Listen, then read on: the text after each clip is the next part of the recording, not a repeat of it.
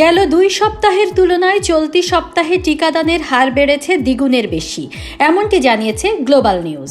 21 ফেব্রুয়ারি পর্যন্ত 18,50,000 টিকা সরবরাহ করা হয়েছে, যা ফেব্রুয়ারির মাঝামাঝির চেয়ে 4 লাখ ডোজ বেশি। মডার্না ও ফাইজারের কাছ থেকে গেল এক সপ্তাহেই প্রায় 7 লাখ টিকা সংগ্রহ করা হয়েছে বলে জানিয়েছেন প্রধানমন্ত্রী জাস্টিন ট্রুডো। প্রাণঘাতী করোনা ভাইরাসের প্রকোপের 1 বছর পার করল কোবেক। এখন পর্যন্ত প্রদেশ জুড়ে প্রাণ গেছে 10,385 জনের। আক্রান্ত শনাক্ত 8.5 লাখের বেশি। এদিকে অন্টারিওতে আরও 16 জনের মৃত্যু হয়েছে। আক্রান্ত শনাক্ত হয়েছে প্রায় 1200। এই নিয়ে প্রদেশটিতে প্রাণ গেল প্রায় 7,000 মানুষের।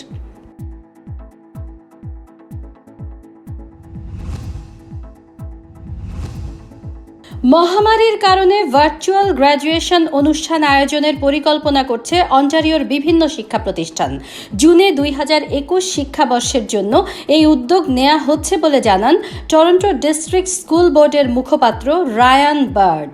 তিনি বলেন, নতুন শিক্ষাবর্ষ শুরুর এখনো কয়েক মাস বাকি আছে।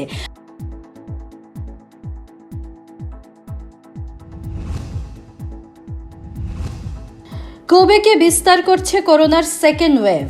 আগের তুলনায় সেকেন্ড ওয়েভে শিশু কিশোরদের আক্রান্ত হবার হার বেশি বলে জানিয়েছেন চিকিৎসকেরা।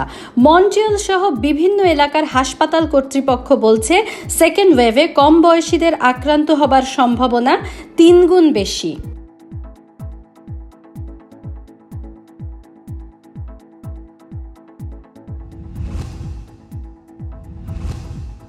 দলীয় প্রধানের পদে লড়তে নির্বাচনী প্রচারণায় প্রায় $37 লাখ ব্যয় করেছেন রক্ষণশীল নেতা এরিন ওটুল। এ তথ্য জানিয়েছে গ্লোবাল নিউজ। এতে বলা হয়, নির্বাচনের পর রীতি অনুযায়ী আয় ও ব্যয়ের বিস্তারিত প্রতিবেদন দাখিল করবেন প্রার্থীরা। আইন অনুযায়ী দলীয় নির্বাচনে একজন প্রার্থী সর্বোচ্চ $5 লাখ ব্যয় করতে পারবেন।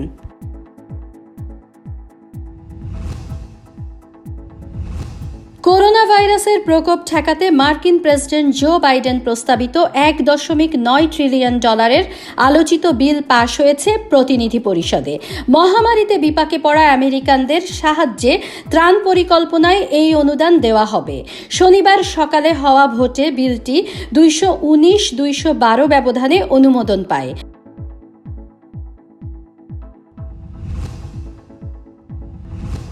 জাতিসংঘে নিযুক্ত মিয়ানমারের দূতকে বরখাস্ত করা হয়েছে। সেনাবাহিনীকে ক্ষমতা থেকে উৎখাত করতে বিভিন্ন দেশের সহযোগিতা চেয়ে জাতিসংঘে ভাষণ দেওয়ার ঘটনায় তাকে বরখাস্ত করল দেশটির সামরিক সরকার। এর আগে রাষ্ট্রদূত কিয়াও মোয়ে তুন দেশটির জনগণের সুরক্ষা ও নিরাপত্তা প্রদানে অবিলম্বে ব্যবস্থা নেওয়ার আহ্বান জানান।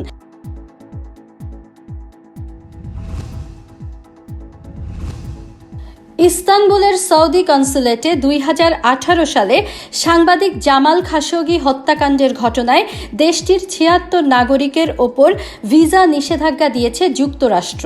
এর আগে দেশটির সাবেক এক কর্মকর্তা ও রাজকীয় একটি বাহিনীর ওপর আর্থিক নিষেধাজ্ঞা দেওয়া হয়।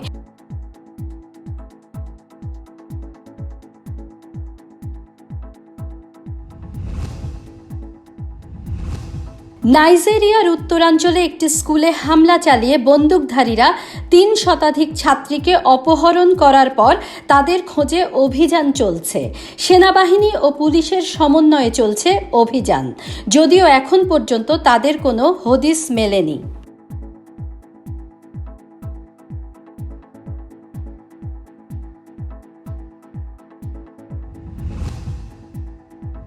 করোনা ভাইরাস মহামারীর মধ্যে 1 বছর বন্ধ থাকার পর আগামী 30 মার্চ স্কুল ও কলেজ খোলার সিদ্ধান্ত নিয়েছে বাংলাদেশ সরকার।